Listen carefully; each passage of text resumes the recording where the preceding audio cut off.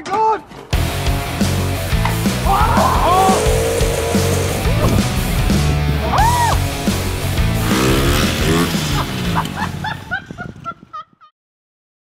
Yo, hey people, welcome back to my YouTube channel. Today I've come to Brink Bike Shop to get my bike completely set up.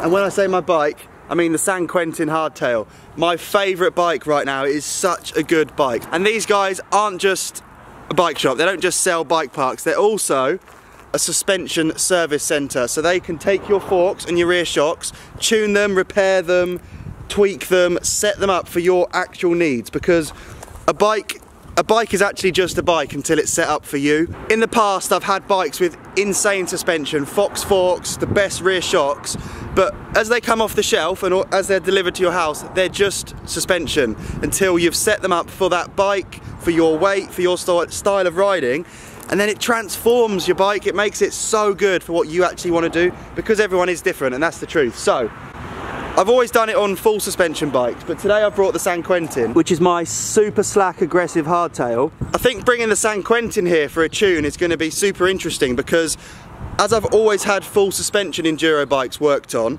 there's a rear shock and there's a fork to work with, so you can adjust two different things to get that ultimate feel. But with a hardtail I've only got one set of suspension to work with, and I actually think it's more important here to set the forks up, because that's where all of the feel of the bike comes from.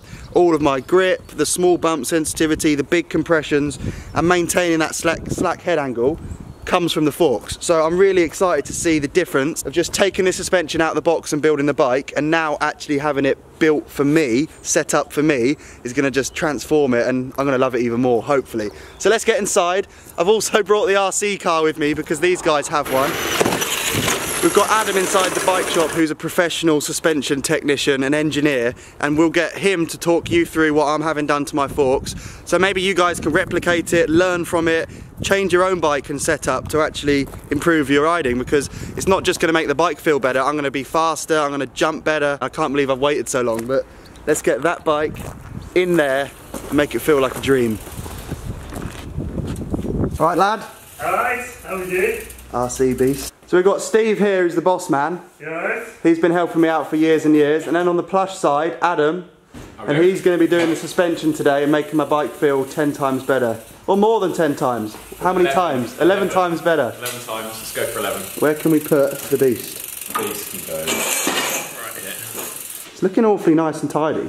It is. It always is tidy, Matt. What do you mean? Okay, I'm just going to look around quick. We're in the stand. We are. Right, Adam, I tried to explain outside why it's like equally important for a hardtail to have suspension set up. Yep. If not more, I don't know, is it more important? Why? Well, it's important, isn't it? I don't think it matters what bike you've got.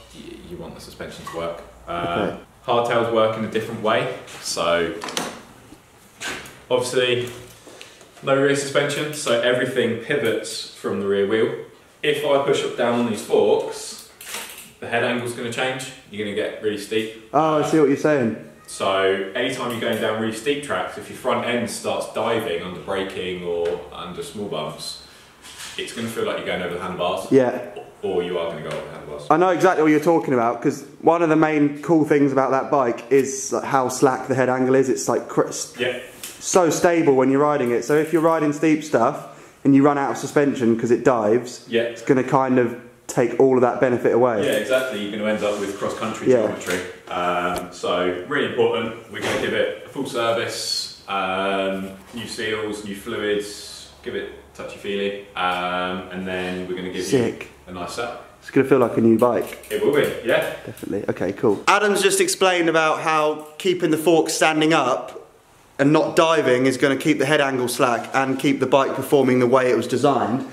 But it's not as simple as just throwing a load of air in there, pumping them up hard to keep them high and keeping the travel long, because you do need small bump sensitivity, you need your fork to perform. It's quite a complicated science, so I'll let Adam explain actually. I'll put it on you. Can you explain what I'm trying to say? So, if you just whack a load of air in, as Matt says, yes, the front end's going to ride higher, but it's going to increase the spring rate. It's going to feel really, really stiff. And on a hardtail, you don't really want stiffness. No, it's going to be bone chattering. Plus, Sag is good because it allows your suspension to move in two directions. Like if you imagine if I hit a bump and I move the suspension that way, on the back side of the lip, the suspension, if I have sag, is able to kind of almost overextend and travel on the back side of the bump. Okay. Front wheel stays in contact with the grounds.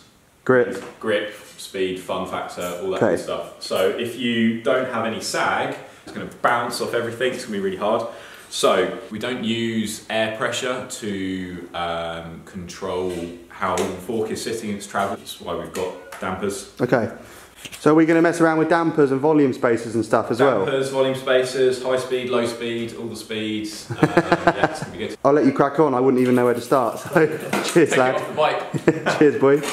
Does look good though, doesn't it? Yeah, let's get going. Let's get cracking.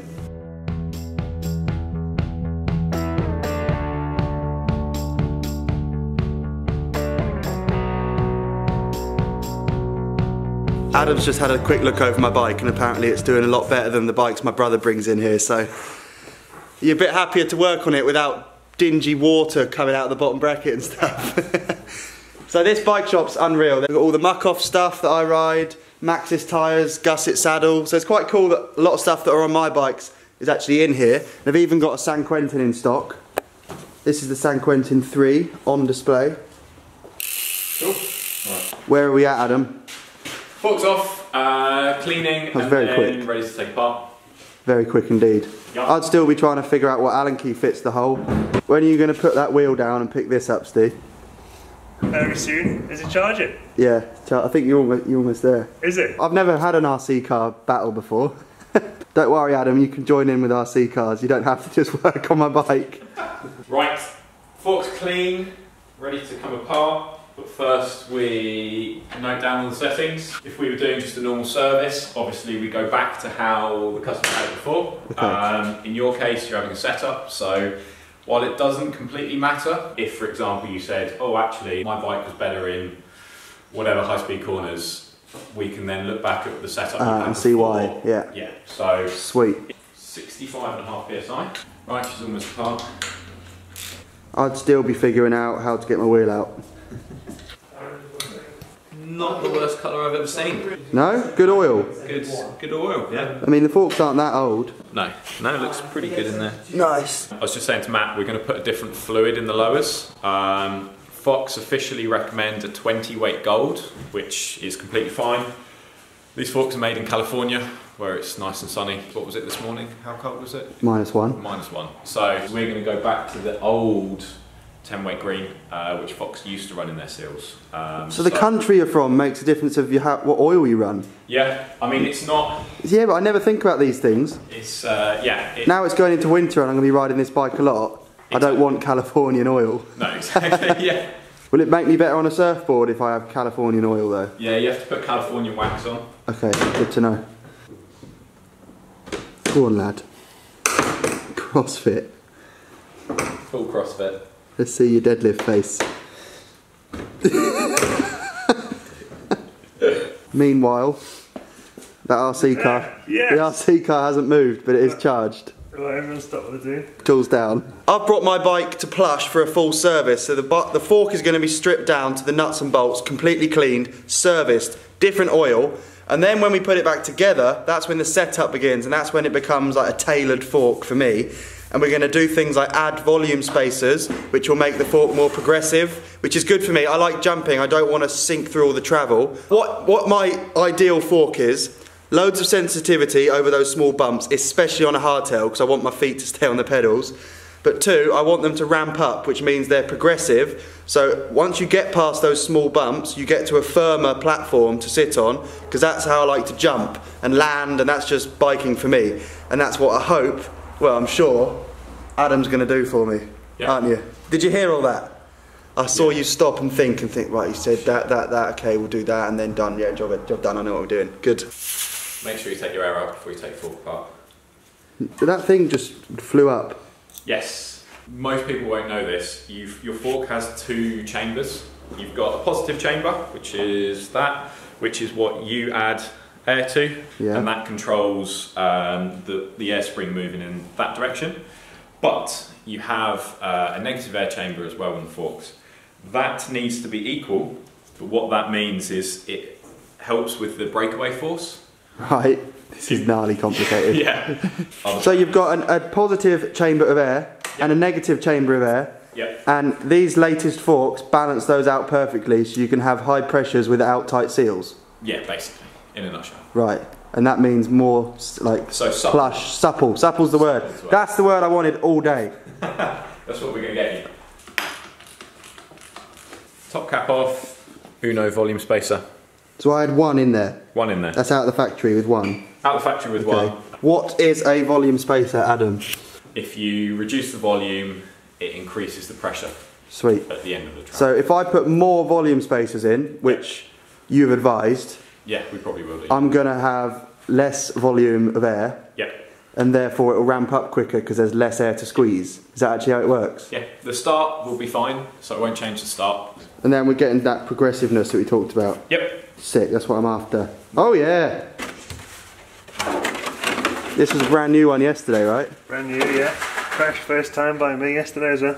Then we've got quite a nice exploded diagram of my forks. Damper's been bled, seal head's been removed and re-greased. Despite your best efforts, the forks were in really good condition. So need to ride it harder. yeah, ready to go back together. Sick. And then the setup. So shiny. I brought my RC car, the Fox one. Brink have got a Fox RC car as well. It's perfect RC area. Come on, Steve. Okay, I'm right, Steve's left, and Finn, do you want to actually explain? It's first to do 3 figure of 8. Yeah, 3 figure of 8s, starting here, first back wins. Alright, you count us in. 3, 2, 1, go. It's so hard, I can't get any grip. These are 4-wheel drive. Oh, it's bad. Oh! Oh, that's what my speed got. That's 1, isn't it? That 1? Yeah, 1. I'm in limp mode. You actually died. Your turbo's going.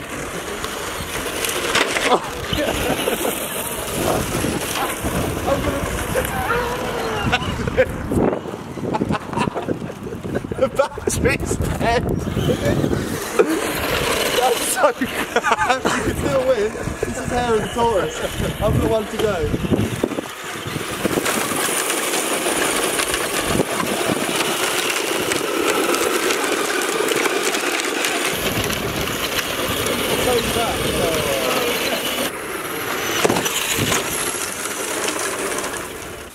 Job done. Well, not really. Half done. Stage Mostly 1. done. I'm trying to figure out where I'm going to go and ride it to feel the difference. I'm going back to Revolution Bike Park this weekend. There you go. That will be the perfect place to scream and shout about my new upgrades. Look, you're even greasing up my star map. Yes! Is this the glow in the dark one? That is the limited edition glow in the dark mudguard, which You can't see when it's not dark. yeah. If people call up and say my name and book their forks in or whatever, can they have a free glow in the dark mudguard? Oh, I think we can. On me. On you, yeah. You're such a generous man. I think we can make that happen. Alright. So they just have to say Matt Jones when they call. Yeah. Quote Matt Jones. And they'll get free stuff. They'll get free stuff.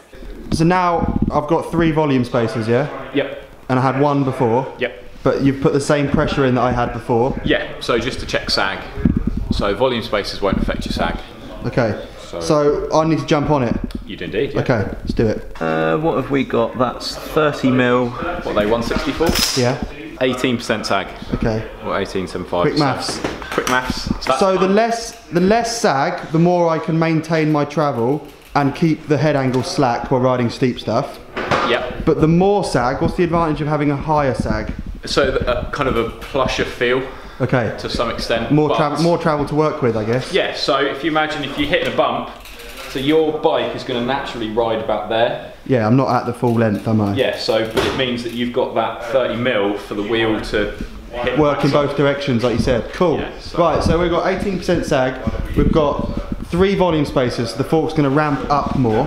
Yeah. And now what do we do to finally set it up? We can then do rebound. Up next is rebound. Talk us through it, Adam, because I don't know. See that dial there?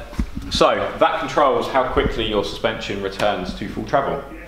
So you want it as fast as you can manage because you want your suspension to be able to recover for the next bump. I personally really like quick rebound because of backflips and jumping. It makes backflips easier. It does. It's a backflip button. Yeah. I haven't even backflipped this bike yet. What? No, I haven't. You haven't backflipped? I will this week. I will at Wales. Okay. In Wales on my new forks. So you can see how quick that is. Is that too quick? Let's do. Too quick. Yeah.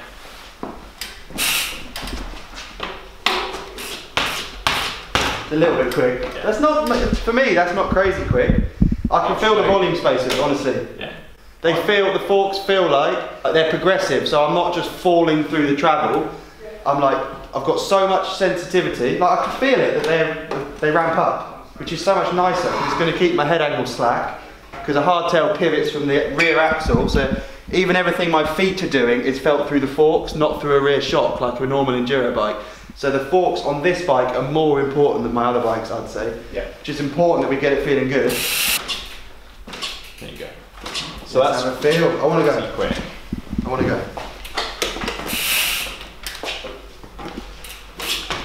That is sick. Yeah, so it's quick, it's going to return, but they're so like supple, so soft. Yeah. For a moment, and then there's like all the support I need for the hardtail to stay a hardtail. Yeah. So cool. Let's have a pop of that. That's like a different bike. It's black and white different. Honestly, like, it's just a hardtail. You shouldn't be able to screw around with it that much and change it. It's so sick. Yeah. I feel like any bike deserves this. It's not like a luxury. No. It's a need. It's a need versus a want, isn't it? Yeah. Compression! Compression. We're going to add low speed compression. We're going to add medium amounts of it. What does high speed compression mean? Typical, it's the velocity of this if it's over 100 millimeters per second. Really? Yeah. Oh, there is a unit. See that? Answers. But science. So it's not how fast you're going, it's how fast the fork is moving. If you hit a curb going 1 mile an hour, because it's a square-edged hit, that'd be high speed. Cool. Whereas if you're doing rollers, like really smooth rollers at 100 mile an hour, low speed. It's low speed. Yeah, high speed sounds like that's an important one for me. Like landing hard, hitting quite quick takeoffs, and backflips. Yes.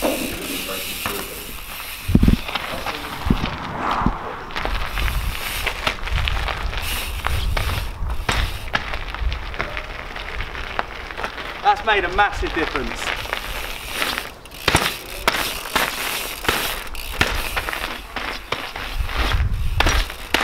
Sick. That's crazy that you can feel a difference in a car park. I'm excited to wait. I'm going to go to Revolution Bike Park on this bike again and get even more out of it, try and hit the really big 50-to-1 line and just like talk to you guys about the difference this has made, because if it feels good in a car park, it's going to feel pretty epic on a track. Yeah. Especially on a hardtail where the front suspension is all I've got. Yeah. So you better make it, you better make it good, and we've done that. Sick. Oh yeah, the San Quentin lives and breathes and is better than ever. Now we're finished, you get one of these. Whoop. Oh, I actually thought it went the other way around. I think I've put one on the wrong way around before. Book yours in. I honestly couldn't recommend more, just doing your suspension properly, getting it done. And getting a free mudguard if you say Matt Jones on the phone. Cheers. I don't think I've ridden a hardtail for like 5 years. You should feel it on a downhill track. It's an insane bike. I'll have to borrow this. So slack. You can borrow it all you want after doing that for me. Does it wheelie well? Oh, it wheelies. As displayed. Massive shout out to Adam. Massive shout out to the San Quentin because it's just got even better. Massive shout out to Brink Bike Shop. They always hook me up and help me out. And massive shout out to Plush Suspension because without them, my bike would just be a bike and not my bike. Yeah, cheers lad. I really appreciate it. No worries, dude. Get your suspension looked at, get it done, get it set up. You won't regret it. Peace out, guys. You're all absolute legends. See you at Revolution Bike Park, where this bike is going to get an absolute pasting.